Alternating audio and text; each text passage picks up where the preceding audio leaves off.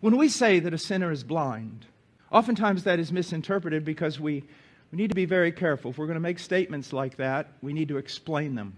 Because if you just say a sinner is blind and cannot see the will of God or know the will of God, then what you have is basically a God who is going to punish a blind man because he can't read a book. And that's not what's going on. The sinner is blind because he refuses to see. The sinner is blind because you say, look this way, and he says, I refuse to look this way. It's not a matter of intellectual capability. It is a matter of the will, of such a strong desire for darkness that you refuse to look at the light. You want to know who's excluded from God's plan of salvation?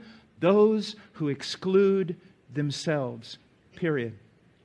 You say, well, Brother Paul, what about the sovereignty of God and what about the great mystery of election? All of it's true.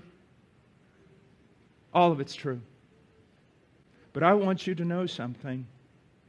Some people have such a one-dimensional understanding of this doctrine that they end up saying things that are not true about God. You are completely and fully responsible. And if you do not come to Him, it's because you will not come to Him.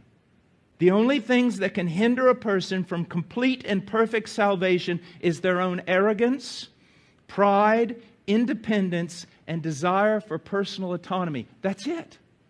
That's it. It's all on your side. Are you arrogant? Do you not want to know of the Holy One?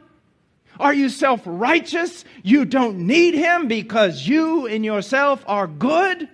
Then yes, you're excluded.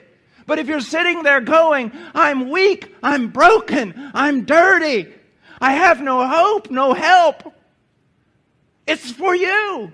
It is for you. When I go out and preaching on the streets, I'm not preaching to some men. I'm preaching to all men. All of them. Come, come, come. And I tell them, if you don't come, don't blame it on God.